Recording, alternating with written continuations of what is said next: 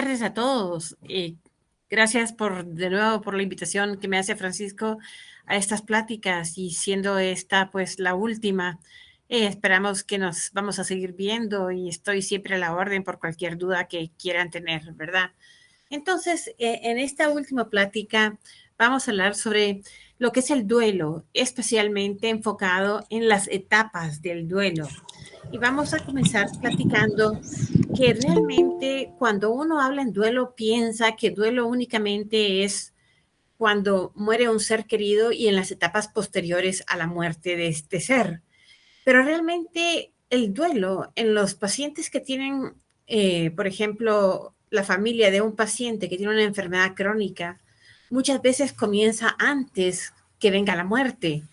Ya los pacientes y sus familias comienzan a pensar cómo irá a ser el proceso final, cómo va a ser después de la muerte, se comienzan a preparar, etcétera. Y algunos dicen que realmente muchos de los actos que tenemos nosotros en el día de hoy son producto de duelos mal resueltos de nuestra niñez, ¿verdad? Y bueno, un duelo puede ser desde la pérdida de un ser querido hasta la pérdida de una mascota. Es un dolor cuando un niño y un adulto, por supuesto, pierde una mascota, ¿verdad? El duelo puede ser la pérdida de salud. Tan solo ayer era una persona sana y ahora pierdo lo más importante tal vez, y es la salud, ¿verdad? Y ahora paso a ser una persona enferma, ¿verdad? Es un duelo, ¿ya?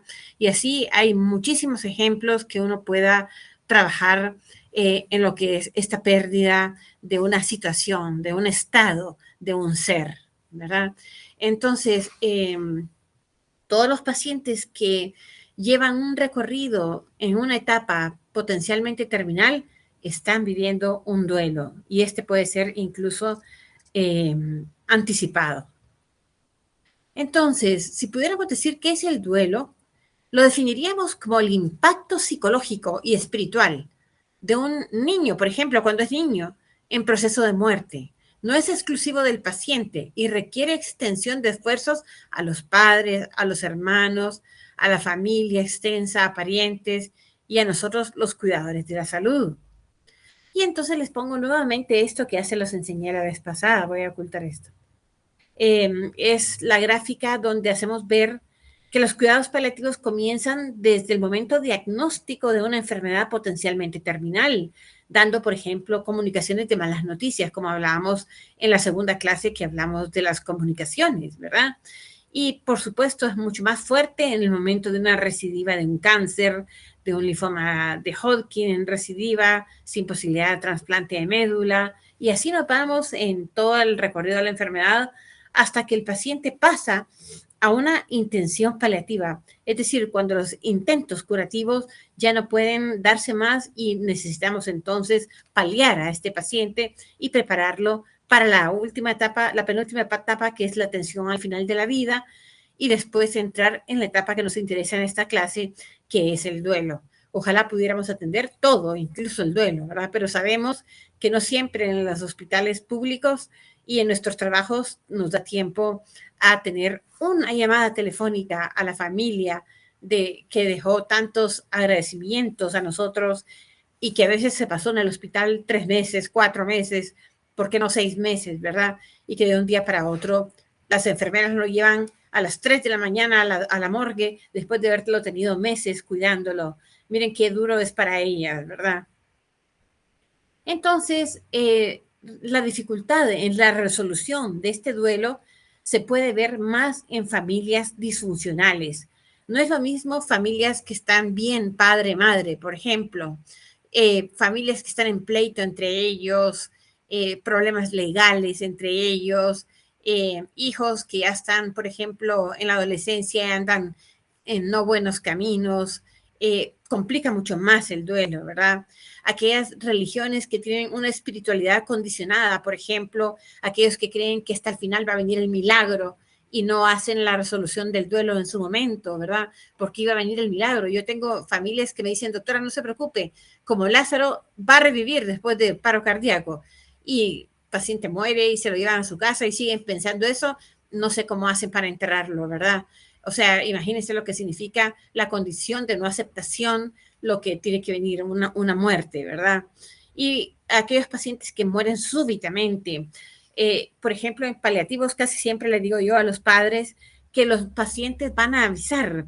Es raro que sea una muerte súbita en un paciente crónico con cáncer, pero por ejemplo, en un paciente adulto que tiene un infarto agudo del miocardio súbitamente, un accidente cerebrovascular, para la familia es más difícil haberlo perdido de esa forma que haberse despedido o que hasta incluso haber pedido que venga la muerte cuando lo ve ya en agonía y sufriendo. Muchas familias piden que venga la muerte. Entonces es más fácil con ellos hacer el proceso del duelo.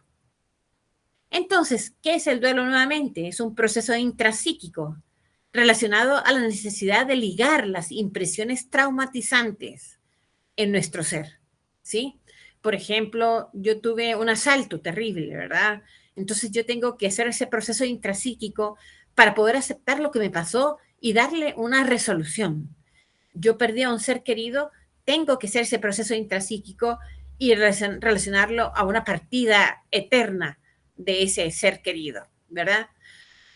Entonces, ¿qué es lo que pasa? Que las energías se unen al acaparamiento del dolor, es decir, todo el tiempo, en las primeras etapas, especialmente en los días posteriores a la muerte, las energías de una persona están relacionadas al dolor de la pérdida del ser querido, hasta que esos recuerdos, hasta el que yo se determina a romper ese lazo con el objeto desaparecido y entonces lo guarda en su corazón.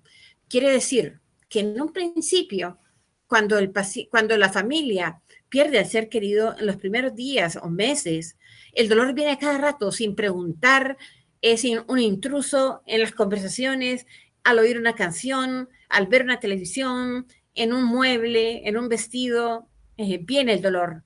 Sin embargo, llega un punto en que rompemos eso y entonces lo guardamos en el corazón y solo lo sacamos cuando queremos. Eso es un duelo ya resuelto. Antes viene todas las situaciones, toda la parte conflictiva a relucir en cualquier momento. En forma interesante les quería compartir que hicimos una encuesta en uno, ¿verdad? Y en más o menos en un año tenemos, yo diría, unos 130 muertes de niños en un año. Imagínense qué difícil atender 130 pacientes, ¿verdad? Entonces, algunos mueren en casa, otros mueren en el hospital y otros mueren en nuestro hospicio que tenemos, ¿verdad? Entonces, en esta encuesta, 30% aceptó que la muerte y la enfermedad es una irreversibilidad, ¿verdad? Y centraron su atención en enfrentar esto. Sí querían como tener herramientas para poder ayudarse a enfrentar esa situación, ¿verdad? 70% de ellos necesitaron un mecanismo de aferramiento. Ejemplo de esto, tener fotos en la casa, es un aferramiento. Algunos les hacen un altarcito. Bueno, ¿por qué no encenderles una vela con una foto ahí, verdad? Como Coco, algo así como esa película, ¿verdad? Entonces, eso les ayuda a llevar esto, ¿verdad?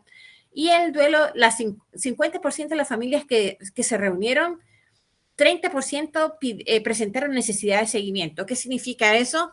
La mayoría va a resolver el duelo bien, ¿sí? Pero un pequeño porcentaje, un 30% en esta encuesta, hizo ver signos de alarma, ¿sí? Por ejemplo, mamás que no se están bañando, mamás que se levantan tarde de la cama, mamás que no tienen una felicidad o una alegría o regocijo con los demás hijos. Tengan atención. Nosotros, por ejemplo, de todos los pacientes que hemos atendido, 2 mamás se han suicidado, fíjense, y fallamos nosotros en reconocer que la mamá estaba mal, ¿verdad? Entonces, ahora, cada vez que una mamá tiene signos pequeños de alarma, ponemos una atención tremenda para decidir en qué momento necesitaría, por ejemplo, antidepresivo o en qué momento hay que referirlo a una terapia psicológica más continua o incluso, ¿por qué no?, a una parte psiquiátrica para un antidepresivo, ¿verdad? Entonces, todo depende, ¿ya? 25% de las familias en duelo no querían saber nada del sistema hospitalario. 25% quedaron un poco enojados, ¿verdad? Y esto depende mucho, pero mucho, de la comunicación que hubo al final de la vida de los médicos, enfermeras, con los pacientes y sus familias. Si ellos logran comprender en el momento final de la vida que viene la muerte usualmente hacen el duelo adecuadamente y no quedan enojados. Entonces, estas familias más que todo fueron de intensivo, porque las que están en programa de cuidados paliativos usualmente quedan mucho más tranquilos, excepto cuando les dan la comunicación que no les parece y ya no regresan al hospital. Esas familias también tienen problema de aceptar lo que iba a venir, ¿verdad? ¿Cuáles eran las características de estos pacientes, de estos padres de familia que entrevistamos? 70% tenían cosmovisión maya, era una población alta, indígena. 65% de los hijos eran mayores de 8 años de edad, era una población grande.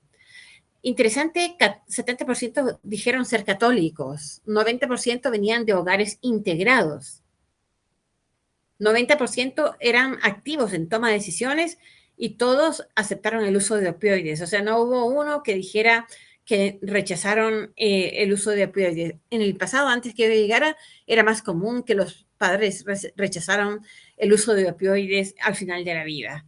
Y esto pues no lo pasó, ¿verdad? Entonces, bueno, entonces quiere decir que el duelo pasa por muchas etapas. Y vamos a hablar de las etapas, que es el objetivo de esta clase, para poder entender cómo se comportan los padres cuando ustedes les dan malas noticias.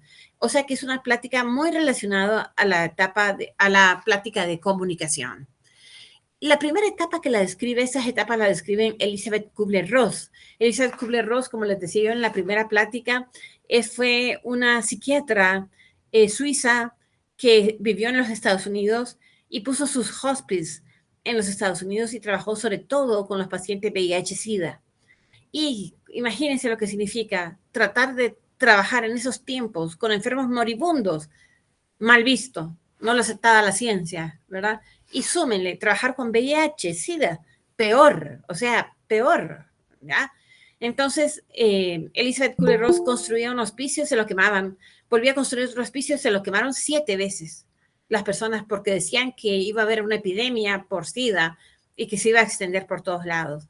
Pero Elizabeth Kubler-Ross trabajó con los enfermos y hay un libro precioso que si lo quieren leer que se llama En la muerte y con los moribundos. En inglés se llama On Death and Dying. Entonces, en ese libro entrevistó a muchos pacientes en la etapa final y ella se dio cuenta que el duelo tenía 5 etapas y las describe a continuación. Esas son las etapas que estamos hablando en esta plática. La primera de ellas, y no necesariamente tienen que tener este orden, pero usualmente sí lo tienen, es la etapa de shock, negación, pero sobre todo centrémonos en el shock, ¿sí? El choque o shock protege a las personas del dolor. Yo no quiero escuchar lo que el médico dice, ¿ya? Las reacciones anormales se consideran normales dadas las circunstancias. Es decir, unos papás pueden reaccionar con lágrimas, otros pueden quedarse idos, otros se tiran al suelo, otros hiperventilan. Es tremendo, ¿verdad? Pero en esta etapa, la persona como que no quiere creer lo que le está pasando. Siente ausente. A nosotros una vez nos contó un papá cuando ya había pasado todo, que cuando le dijimos la noticia de que su hijo iba a morir, dice que él solo recuerda ver que nuestros labios se movían y no oía ninguna palabra. Él solo veía que abríamos la boca y la cerrábamos, abríamos la boca y la cerrábamos, ¿verdad? Porque estaba en shock, ¿verdad? Y esto lo ayuda a poder enfrentar las tareas que son requeridas cada día, negar, ¿verdad? El shock es como decir, esto es una película, no me está pasando, ¿verdad? Estoy atolondrado, estoy que no puedo más, ¿verdad? Entonces, por ejemplo, en esta etapa de shock, los pacientes salen del cuartito y quieren estar solos, no saben ni siquiera qué hacer, no quieren hablar con nadie, realmente la pasan muy mal, ¿verdad? Entonces, tenemos el ejemplo de una paciente que tiene 15 años de edad y se presenta a su consulta de endocrinología en la UNOP. Fíjense, yo refería a psicología debido a que se encuentra en crisis. Ella es sobreviviente de cáncer y ahora su madre tiene tumores malignos diseminados. O sea, imagínense qué difícil para esta niña que había pasado por una etapa de cáncer y había resuelto esto, y ahora su madre tiene cáncer y los tumores ya están diseminados, ¿verdad? Y le dicen que la cura no es posible. Entonces ella reacciona con una crisis de angustia cuando recuerda el pronóstico. El padre refiere que no ha dormido bien, se encuentra inapetente, llora con facilidad, no desea hablar con nadie y ha perdido todo interés por ir a la escuela. ¿Ya? Entonces, los síntomas de la etapa 1 o el estado de shock pueden ser llanto desconsolado, sensación de ahogo. Muchos de los pacientes comienzan a decir, no me entra el aire, me duele el pecho, ¿verdad? Es raro el que se infarta. No hemos visto ni una vez esto, ¿verdad? Con una mala diagnóstico, una mala comunicación, ¿verdad? Sino que simplemente se ahogan porque retienen conscientemente o inconscientemente retienen la respiración, ¿ya? Entonces ellos sienten que se ahoga y se ponen morados, de verdad que se ponen morados, ¿verdad? Entonces despacio se les dice respiración por la nariz, sacarlo por la boca, nariz, boca, ¿verdad? Hasta que les pasa, porque tienen que respirar. La respiración es obligatoria. Entonces no hay que decirle, señora, señor, respire. No, ya va a pasar. Él tiene que respirar, ¿verdad? Tiemblan las manos, tiemblan la quijada, hace movimientos involuntarios, estereotipados, hay sentimiento de desrealización, esto no me puede estar pasando, es como ver una película, usan el lenguaje estereotipado, no quiero que se muera, no es cierto, ¿verdad? Pero tiene cura, doctor, le dice, tiene cura, ¿verdad? Y uno le acaba de explicar que no tiene cura, ¿verdad? O sucede que el médico o el estudiante le dice qué es lo que tiene un paciente y cuando pasa el jefe, al día siguiente le pregunta, pero mire, le dijeron a usted lo que tenía. A mí no me han dicho nada y se lo dijeron media hora a ustedes, ¿verdad? Lo que significa que está en shock, ¿verdad? O realmente quiere escuchar otra cosa de otra persona. ¿Ok? Entonces, ese shock, esos síntomas, pueden tener la capacidad de atención muy reducida, muy nula, ¿verdad? Entonces, de repente uno está hablando y pregunta, ¿y aquí van a dar resultados? Guarda silencio y luz ausente. ¿Aquí me van a dar resultados? Y miraba que el doctor movía la boca, decía, ¿verdad? Interrumpe constantemente, no tiene capacidad de escuchar, vuelve a repetir lo mismo, ¿verdad? No se desesperen, está realmente en shock, ¿ya? Como esa niña que les describí, que su madre va a morir. Entonces, tienen una capacidad de almacenar de memoria limitada. No me han dicho nada, no sé nada, no estoy informado, no han hablado conmigo, ¿verdad? Y como les dije antes, ustedes se habían pasado media hora o más platicando con ellos el día anterior, ¿verdad? Y entonces viene el jefe y dice, ajá, mala nota porque no le han hablado, ¿verdad? Y no es cierto, sí le habían hablado, ¿verdad? Entonces, ¿cuáles son las recomendaciones para el personal? Permita, facilite la expresión de emociones. Por ejemplo, a esa niña que expresaba de su madre entró a un tratamiento con psicoterapia y comenzó a expresar sus emociones hasta lograr hacer el duelo y poder llevar esa muerte de su madre en mejores condiciones. Y más allá de la muerte se siguió y la paciente lo llevó bastante bien, pero necesitaba ella que se le tomara en cuenta y explicara qué es lo que iba a pasar con su madre, porque como les digo, cuando no tienen explicación los pacientes y su familia es cuando peor se pone, ¿ok?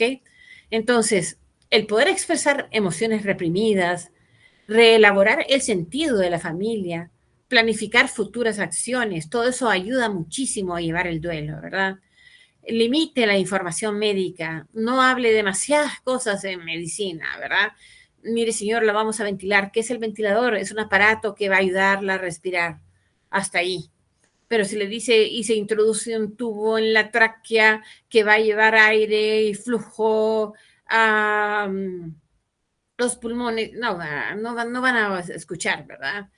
Entonces, de las cosas que nosotros hacemos es que usualmente, como entramos el oncólogo, entra el psicólogo y entra mi persona, entonces yo dejo que el oncólogo diga la cosa y después lo repito con mis propias palabras, con un lenguaje mucho más sencillo y que sea capaz de ser entendido por el paciente. Y le pregunto, ¿qué ha entendido de lo que hemos hablado, verdad? ¿Quiere repetirme? ¿Quiere decirme qué es lo que quedó almacenado en su mente, verdad? Entonces, los pacientes son vulnerables y esto es bien importante. Lo que ustedes digan, eso se les va a quedar. Está bien decir, vamos a ver que puede ser que Dios vaya a cambiar esto, pero yo creo que no está en nosotros decir esto, ¿verdad? sino que está en nosotros decir, veamos qué quiere Dios si quieren, ¿verdad? Pero no decir que va a sanarlo, ¿verdad? Porque la mayor parte de las veces es poca los pacientes que logran sanarse cuando se ha dado un diagnóstico de una terminalidad, ¿verdad? Entonces, lo que ustedes digan, esa frase, esa reacción que ustedes van a decir, ese toque de mano que ustedes le pueden dar, esa caricia en la chumpa, en el suéter, quedará grabada en la memoria de las personas, ¿verdad? Nunca olvidarán los últimos momentos en el hospital, en la morgue, para poder asistir a este lugar, ¿verdad? Nosotros, yo me acuerdo que cuando éramos estudiantes, pintamos la morgue del San Juan de Dios. Era horrible, era tétrica. Le pusimos gaviotas, con una pintora lo hicimos, ¿verdad? Y las mamás me acuerdo cómo agradecían esto, porque ellos llegaban llorando conmigo cuando manejaba yo. Yo soy intensivista, ¿ah? Entonces cuando tenía a cargo los 7 años que estuve el intensivo del Seguro Social, llegaban las papás a decirme, por ejemplo, doctora, es que se lo va a llevar el muerto adulto que está a la par de él, ¿verdad? Entonces pusimos un biombo para separar adultos de niños, ¿verdad? Porque esas cosas no lo olvidan los padres, ¿verdad? Entonces, disponga de los recursos existentes, conozca sus propias limitaciones. Esto incluye comunicaciones en lugares apropiados, si fuera posible un cuartito, y es posible una psicóloga, una trabajadora social, alguien de su equipo, alguien más que usted recuerde, siempre, siempre, déjenlo guardar silencio. Cuando están en shock, se ponen en silencio ellos. Si usted le dice, pues sí, interrumpe ese silencio. Y yo sé que el silencio es lo más incómodo, pero es bien importante guardar el silencio. No siempre hay que decir algo para acompañar a la persona. Si hay dudas, ya saben que me pueden interrumpir, solo que no veo manos, pero ustedes hablan cualquier cosa. Bueno, algunos hablan que existe una segunda etapa, la etapa 2, y es la etapa de ira. Bueno, yo he visto cosas hasta que casi escapan de destrozar la pared, pegándole enfrente de nosotros a la pared. Y uno dice, ¿a qué hora viene conmigo? ¿Verdad? Entonces, implica un proceso de proyección de sentimientos muy primitivos y de muy difícil manejo para el paciente, para sus familiares y para su médico. Rabia, envidia, resentimiento. Entonces, acuérdense que la ira tiene un componente racional, lo que me estoy dando cuenta, como un componente irracional. No controlo mis emociones.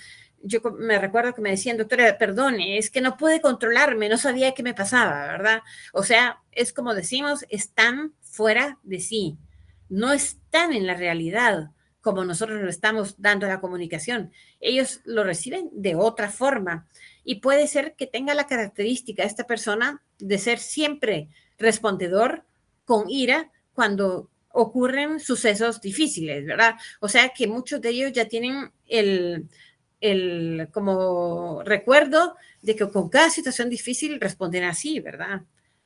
En esta etapa es común experimentar crisis espirituales y dicen, ¿por qué, Dios mío? ¿Por qué me haces esto? Y entonces algunos le responden, sí, señora, porque Dios así lo quiso. Pero es que Él no está queriendo, Él no está hablando con nosotros ahí. Él está hablando con Dios. Déjenlo. Él al rato dicen, no, por algo será. Y lo resuelven. Ellos resuelven este pleito con Dios. No les respondan en ese momento. Agarren la mano, tóquenlo, y pueden decir, sí, esto es muy duro. No se entiende por qué a veces pasan las cosas, pero aquí estamos juntos. Entonces, esta puede ser la ira, las etapas más difíciles. Y le voy a decir por qué. Porque estos pacientes también tienen familia y usualmente si se comportan así con nosotros, muchísimas veces hay violencia intrafamiliar, ¿verdad? Entonces, ya que el paciente como sus padres se dan cuenta de lo que implica la enfermedad, muchas veces reaccionan así. Se rebelan contra la realidad y aparece entonces la pregunta, ¿por qué yo? ¿Por qué a mí? Y me dicen muchas veces, si a los malos no les pasa eso, ¿por qué a nosotros que somos buenos, verdad? ¿Y cuál es la respuesta que le va a dar uno? Silencio, ¿verdad? Es muy duro, señora, es muy difícil lo que están viviendo. De verdad lo sentimos, ¿verdad? Entonces, es común escuchar comentarios como, ¿qué saben los demás de lo que yo siento? Eh, por ejemplo, es difícil decirles a los papás, me imagino cómo se siente usted, porque le voy a decir algo, no lo imaginamos, no lo estamos viviendo. Si estuviéramos viviendo, lo diríamos. Entonces, lo mejor es decirle, sentimos mucho esto. No sé lo que está sintiendo usted, pero a mi modo, yo lo siento mucho, ¿verdad? Entonces, actitudes que parecerían maleducadas también son comunes, así como malas caras o gruñidos. Por ejemplo, hacen, ah, ah, ¿verdad? Entonces hacen muchas cosas que no se puede, ¿verdad? Eh, eh, Eso pasa, ¿verdad? En esta etapa, uno de los blancos más cercanos y lógicos es el médico tratante. Entonces piensen, no es contra nosotros lo que están haciendo, es que nosotros somos la ciencia, somos los que vamos a dar la cara de la mala noticia, ¿verdad? Entonces no es contra nosotros, ¿verdad? No es Roberto, no es Araceli, no es Víctor, es cualquier persona que está enfrente de ellos el que tiene la culpa, ¿sí? Entonces son frecuentes los reclamos, la enumeración interminable de molestias por parte del paciente, de la familia. Ellos le dicen que no se alivian por los medicamentos, que los antibióticos están dando anemia. Ellos le dicen que la quimioterapia es la culpable de las infecciones. Ellos le dicen que el ventilador le está reventando los pulmones. Ellos le dicen que por estar en una APO el paciente se está muriendo por no darle de comer, ¿ya? O sea, le van a echar la culpa a cualquier cosa también, ¿ya? Entonces, cuando uno les da un teléfono de llamada como el que tenemos nosotros en cuidados paliativos, pueden llamar a cualquier hora y estar pensando en irse a los Estados Unidos y ellos querer que les contestemos a la 1 de la mañana porque ellos están reunidos, la familia, y creen que nosotros estamos despiertos, ¿verdad? Entonces, bueno, los traspasa el dolor por la enfermedad. Al médico del equipo son los culpables. Entonces, muchos dicen cuando están en ira, ya no regreso más. Y se lo llevan sin importar que el niño se va sin oxígeno, sin importar que va a sufrir a casa. Y muchos de estos abandonos son los pacientes que egresan en forma contraindicada. Todos los pacientes que le piden el egreso contraindicada tienen mucho enojo o tienen miedo de que mueran en el hospital, pero casi siempre tienen enojo contra nosotros, ¿verdad? Reclama que no le gusta la comida, que le da náuseas solo verla, llamadas frecuentes con consultas superficiales, reclamos a personal de menos autoridad, hasta le dicen a las personas que limpian el hospital todo lo que le han hecho y se van con otro papá y mamá y siguen contándole esto al otro papá y mamá y el otro papá y mamá se contagia. Bueno, realmente es súper difícil, ¿verdad? Se quejan del albergue, de su comida, de las condiciones, de otros padres, del personal, etcétera. Tener paciencia. Esas son las recomendaciones para el personal, ¿verdad? Aislarse o alejarse del lugar donde la violencia es muy grande. Si es necesario, abrir la puerta. Si es necesario, llamar al de seguridad, ¿verdad? Comprender que puede sentir enojo aunque no se identifique claramente como tal. Sea prudente.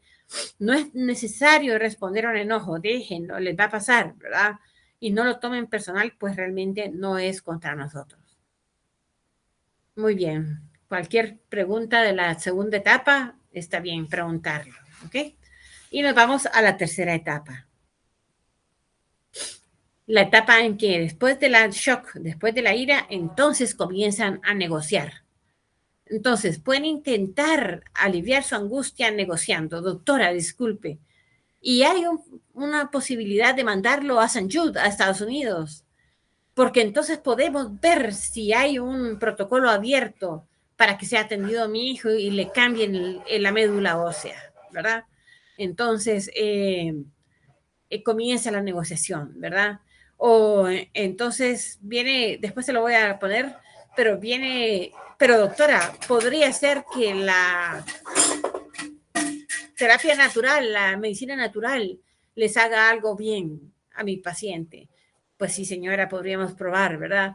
Pero doctora, ¿qué pasaría si vuelve a probar otra vez el protocolo que le había dado, pero más fuerte? No, señora, ya probamos todos los medicamentos y vimos que ninguno le funcionó, ¿me entienden? Entonces, realmente negocian todo, ¿verdad? Los especialistas que intervienen, los medicamentos, etcétera. La negociación ayuda al paciente y a su familia a recuperar un poco el control sobre la caótica situación que vive. Ellos negociando se sienten bien. Muchos de mis pacientes comienzan a querer visa americana y comienzan con los pasaportes y le hago carta y después resumen y luego quieren fotos de la patología, perfecto, se les da todo, al final el paciente muere, pero ellos se sintieron mejor teniendo control sobre la situación y sintiendo que pudieron hacer algo por su ser querido, ¿verdad? Es frecuente que los padres hagan promesas de ser mejores si sus hijos se curan, prometen todo, negocian con Dios, prometen ayuno, prometen vigilia, hacen de todo lo que uno puede hacer para tratar de negociar con Dios, con los médicos, con la ciencia, con la familia, con ellos mismos. Entonces, se vuelven peligrosos cuando las personas pues tienen creencias religiosas muy firmes e inflexibles, ¿verdad? Cuando el enfermo intenta escapar con ellas de la realidad que le resulta insoportable, ¿verdad? Entonces, como les decía, frecuentemente las familias abandonan tratamiento esperando que Dios obre un milagro. Y cuando se van, yo les digo, vengan a dar testimonio de lo que pase, sea que muera o sea que viva. Y nunca regresan, ¿verdad? Porque todos mueren, ¿verdad? Hemos llamado telefónicamente a esos pacientes que se van contraindicados o que ya no regresan, los llamamos para ver cómo está en la etapa final de la vida y todos han muerto. Imagínense de qué forma, ¿verdad? Sin asistencia. Ok, entonces, ¿cuáles son las recomendaciones para la etapa de negociación? Puede haber cosas negociadas que se pueden aceptar, pero algunas tienen que serse firme en cuanto a las decisiones médicas. Evite juzgar. ¿Por qué? Porque tendemos a pensar que el paciente está en la etapa de negociación y no hay que hacerle caso. No juzgue. Ellos están sufriendo muchísimo. Promueva la empatía, la confianza, dele información verbal, escrita, para la toma de decisiones negociables y acepten los límites de las personas. No todos ellos pueden negociar, ni todos ellos pueden entender, ni todos ellos, ni nosotros sabríamos cómo reaccionaríamos si estuviéramos perdiendo a un hijo. Imagínense lo que esto significa. Muy bien, pasamos a la otra etapa. Después de todo esto, ira, shock, negociación, viene la etapa 4. Muchos caen en depresión, ¿ya? Ya no puede ser negada, ya ellos saben la realidad, ya no pueden engañarse, ya no hay tratamientos más, les negaron la visa, ya no hay una escapatoria, ¿verdad? Los padres y los pacientes pueden sentirse muy tristes, ¿verdad? Es normal, aunque en ocasiones pueden haber signos que necesitan ayuda, como les decía yo, eso que las mamás no puedan rendir un poco, ¿verdad? Hay que tener mucho cuidado, ¿ok? Entonces, en esta etapa también hay insomnio, pesadillas, hay aumento o pérdida de peso, falta de concentración. Imagínense tener que trabajar teniendo una tristeza tremenda. Miren, hay muchos pacientes que trabajan en maquila y que no le dan ni permiso para ver a su paciente, a su ser querido. ¿Cómo se pueden concentrar? Imagínense, ¿verdad? Este enojo abrumador, hay miedo o preocupación constante acerca de la salud de otros familiares. Los papás me dicen, doctora, es que la otra hermanita comenzó con fiebre. Sí, señora, va a ser un catarro, pero no es lo que tiene el paciente, ¿verdad? Pero cuando hay este tipo de cosas, se muere la abuelita, entonces se van porque tienen que atender a la abuelita, entonces dejan al paciente, la tía, bueno, es un caos, es un desorden, ¿verdad? La depresión se vuelve en desorden. Muy bien, entonces, la etapa que quisiéramos todos que llegara es la etapa última, no todos llegan y no por eso tenemos que juzgar a los pacientes. Entonces, en esta etapa los padres logran ajustarse adecuadamente a la situación, ¿verdad? Entonces todavía hay cambios emocionales, retrocesos, preguntas, vuelta para atrás, vuelta para adelante, pero ya son más predecibles, ya pasan más rápido, no son tan tardados como las primeras etapas, ¿verdad? A veces encuentran fuerza y alegría en pequeñas cosas, una sonrisa. Por ejemplo, ya logran vivir el aquí y el ahora, cada día con su hijo. viviendo solo el presente, no pensando en el futuro, no viendo el calendario, no viendo el pasado, ¿verdad? Empiezan a buscar un significado a sus experiencias, tienen una mejor relación con Dios, con los demás, con la familia. En esta fase no significa que el paciente se abandone y que ya sepa que va a morir y que no tenga esperanza o que esté resignado. No, tampoco es un final feliz, sino que va al encuentro de su destino, serenamente, ¿verdad? Por supuesto, pueden haber momentos de desesperación que tengamos que dar incluso benzodiazepinas para calmarlos, ¿verdad? Pero usualmente pasan, son etapas que pasan. De aquí la importancia del manejo temprano del paciente con una enfermedad potencialmente terminal. Entre más temprano nos conozcan desde el momento diagnóstico de una enfermedad difícil, más fácil será entonces el tratamiento durante la etapa de las diferentes etapas que tiene el duelo. Entonces, a veces hay que fijarse en el cansancio, en la debilidad, en periodos mayores de sueño, en dolor, en el sistema afectado, todo eso hay que verlo, ¿verdad?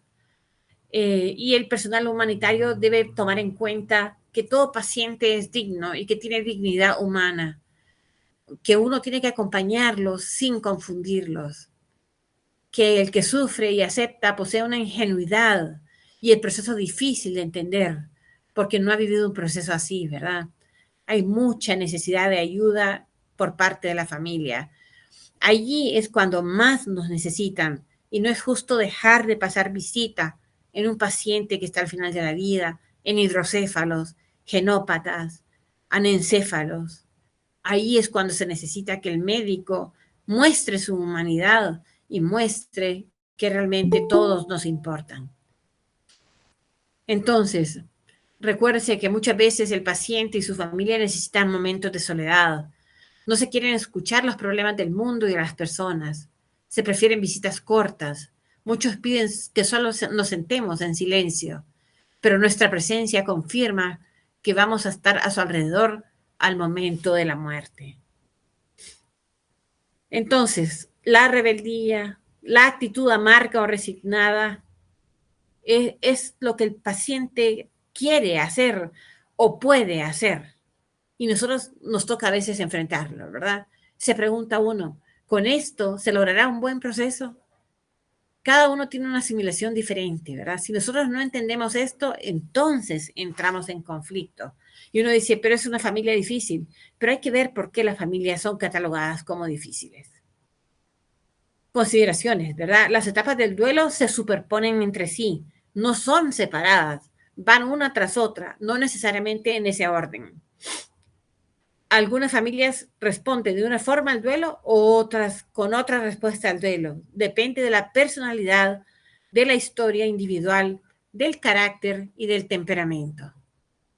Entonces uno se pregunta, ¿iré por el camino de la ira o por el de la culpa? Pero no hay por qué separar esto. Duelo es duelo y hay que caminar adelante y llevar esa carga. Y entonces se pregunta, ¿y ahora qué se supone que debo hacer? ¿Verdad? Cuando dice buenas noches, ya no hay más película, ya no hay más tele, ¿verdad? Entonces viene la soledad, viene el encuentro con sí mismo, viene el momento en que nos sentimos que somos humanos finitos y que realmente no podemos tener control sobre todo lo que quisiéramos tener control. Hasta que algún momento hay una aceptación y hay un camino que nos dice hacia dónde ir. Es esa resolución la que buscamos con todos los pacientes. Entonces, para ir terminando, la forma en que los pacientes y sus familias fueron tratados permanece en el recuerdo de aquellos que continúan viviendo, nunca lo olvidan. Ellos recuerdan a cada médico que llegó a decirles un consejo, que llegó a decirles una información de lo que estaba viviendo su paciente, su ser querido. No lo olvidan. Y entonces la última diapositiva. Vida y muerte no son mundos contrarios. Venimos de un mismo tallo, con dos flores gemelas. Y bueno, nuevamente les doy las gracias y vamos a pasar entonces para ver si hay alguna pregunta.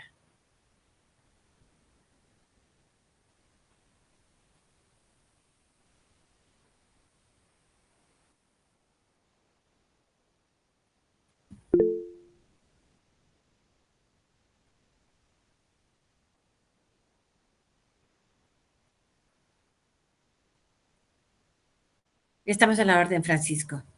Y yo vi una, creo que Carla levantó la mano y creo que después se bajó.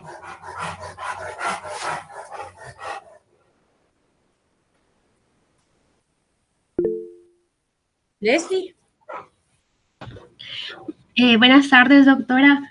buenas Quisiera tardes. saber si existen como diferencias entre el duelo por una muerte repentina y el duelo anticipado. El duelo anticipado no se los puse en esa definición y gracias por recordarme, creo que lo voy a agregar.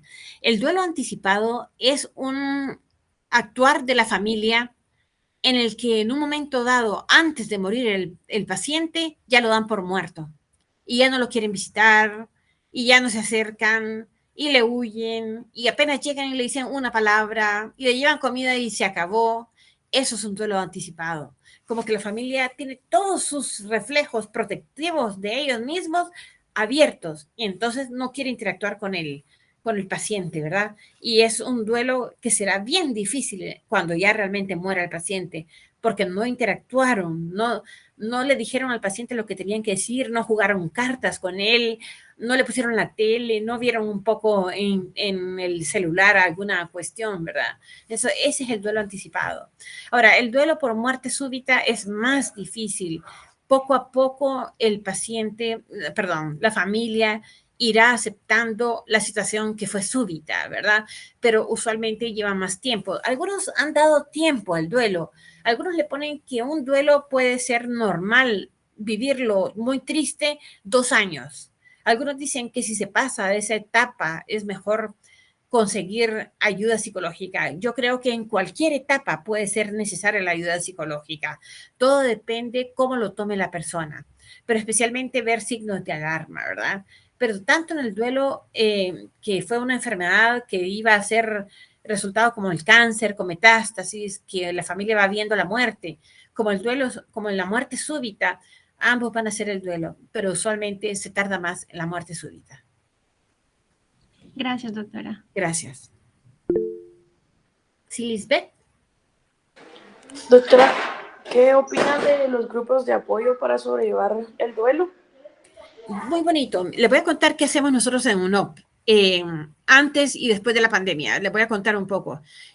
Tenemos el listado de cada mes de los niños que murieron con los teléfonos y entonces en el mes siguiente o a los 2 meses llamamos por teléfono solo para decirles que nos recordamos de ellos y que estamos con ellos y los papás lloran y agradecen y cuentan su etapa final y miren, esto les da un cierre impresionante.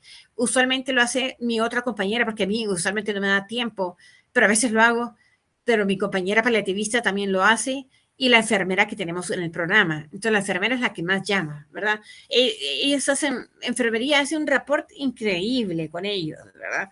Entonces llaman mucho telefónicamente y sirve de cierre una vez. Antes de la pandemia teníamos un salón grande en UNOP y ahora no tenemos ni uno, ni uno e invitábamos por lo menos a 20 a 30 familias y hacíamos un taller de duelo con juegos, con expresiones con foto, mesas, pues círculos para que se expresaran de sus hijos, teníamos pañuelos, soltábamos globos al final eh, para que les mandábamos mensajes a los niños. Un proyecto precioso, ¿verdad? Entonces, las terapias de apoyo de ese tipo ayudan. Ahora bien, cuando uno está viendo que un duelo es patológico, ¿qué significa el patológico? Que existen riesgos de poder vivir, no poder vivir adecuadamente la vida, un familiar. Tiene que verse esos riesgos. Por ejemplo, como les decía yo, no se levantan de la cama, no quieren bañarse, no van a la escuela con los otros hermanos, no ven los deberes de los hermanos. Miren, los hermanos pierden año escolar. Bueno, es un caos. Olvídense la pareja. Se acaba la relación marital. Olvídenlo, ¿verdad? Entonces, ahí hay que pensar en una terapia de apoyo psicológica y referirlo a un lugar que le puedan dar seguimiento al duelo hasta lograr hacer esto un hecho en que pueda ya vivir la familia enfrentando a una sociedad después de la pérdida de un ser querido.